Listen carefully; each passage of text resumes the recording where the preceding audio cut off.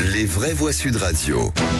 Et parce qu'il a le petit moment où on commence à parler d'eux et le moment où on est complètement dedans. Donc nous l'avons dit, pape, reconstruction et crue, c'est à vous, Félix Avec Mathieu. le pape François, mort ce lundi de Pâques, après 12 ans à la tête du Vatican, il était apparu affaibli par sa pneumonie hier au balcon devant les fidèles place Saint-Pierre. Emmanuel Macron annonce une enveloppe de plus de 3 milliards d'euros sur 6 ans pour Mayotte après le cyclone Chido. Le chef de l'État, en visite sur place, il promet un coup d'accélérateur pour une reconstruction durable. Et puis 5 départements en vigilance orange aux crues, la Gironde, les Deux-Charentes, la Corrèze, la Dordogne. Plusieurs cours d'eau sont sortis de leur lit en Nouvelle-Aquitaine. Les vraies voix Sud Radio. Cari fratelli e sorelle, buona Pasqua.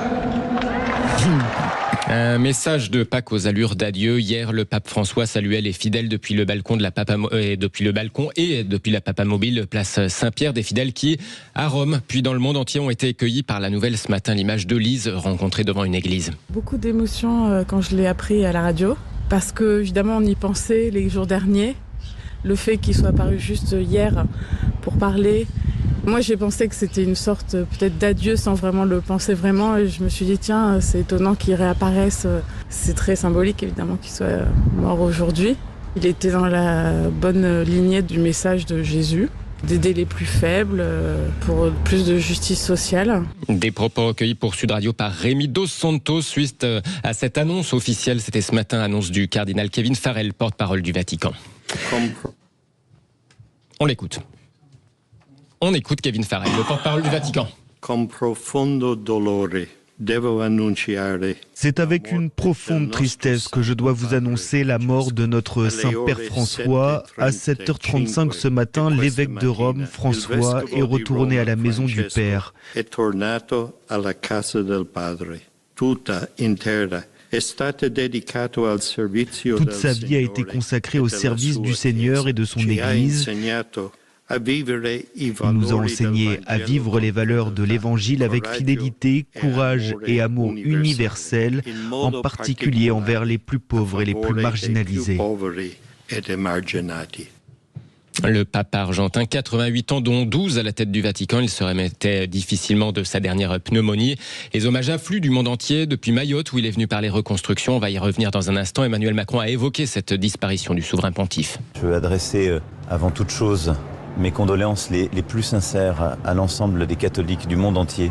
Leur dire notre soutien, dire aussi la place toute particulière qui était la sienne dans notre cœur et à nos côtés. Il était avec nous en Corse il y a encore quelques semaines. Il avait été à nos côtés à Marseille il y a plusieurs mois. Il a durant tout son pontificat été aux côtés des plus vulnérables, des plus fragiles, avec beaucoup d'humilité et un sens tout particulier dans ces temps de guerre et de brutalité, un sens tout particulier de l'autre, oui, et du plus fragile. Et en cela, il a été fidèle à une tradition qui lui était chère. Des propos recueillis par l'AFP. Les funérailles du pape François doivent avoir lieu dans 4 à 6 jours. Ça, c'est les cardinaux qui en décideront.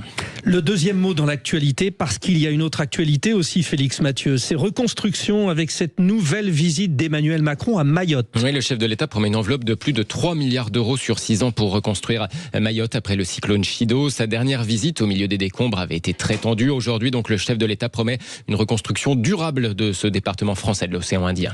La période a été stabilisée. Je dirais qu'on a répondu à l'urgence extrême.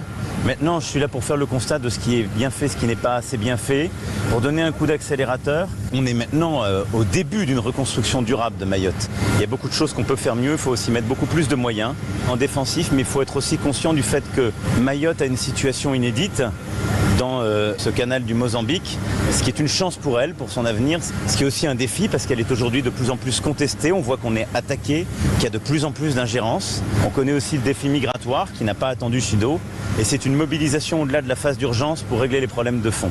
Emmanuel Macron à l'occasion de cette visite sur la reconstruction de Mayotte. Le troisième mot, crue, avec ces 5 départements de la Nouvelle-Aquitaine en vigilance orange. Vous êtes peut-être nombreux à nous écouter, à être concernés.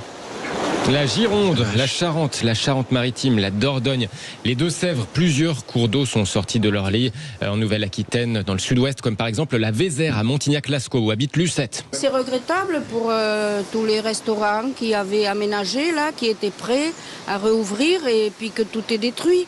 Ça se voit là, c'est quand même dramatique. Lucette en Dordogne au micro de l'agence France Presse. Heureusement, les dégâts semblent seulement matériels à l'heure qu'il est. On l'espère en tout cas. Merci beaucoup Félix Mathieu pour cette actualité. Bien sûr, vous reviendrez au cours de cette émission, notamment pour revenir sur l'événement majeur, le décès du pape en ce lundi de la Pâque.